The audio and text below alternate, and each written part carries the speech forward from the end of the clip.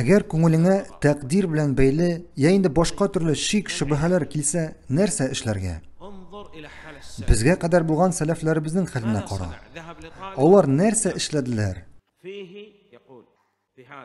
Tabib yonına chopdilarmi? Yo'q. G'olimlar yonına bordilar. Bunga kunga qaytdik.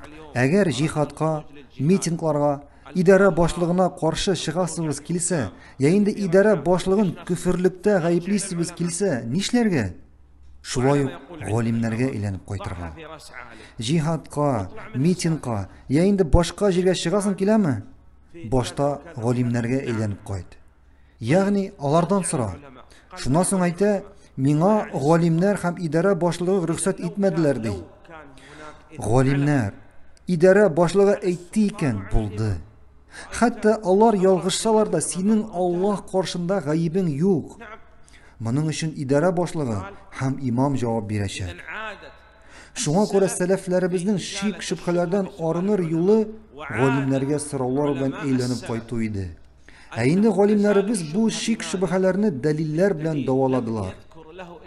Ikkinchi, uchinchi g'olimga borsang da borisining da shik shubhalardan orindiruv yo'li o'lda bo'lsa dalil. Chunki Qur'on bilan sunnatdan dalillar keltiruv shik shubhalarni yo'qqa chiqaradi. Endi shik shubhalarni karikaturalar, qiziqli voqealar ham boshqa narsalar bilan davolov salaflarimizning yo'li tug'il.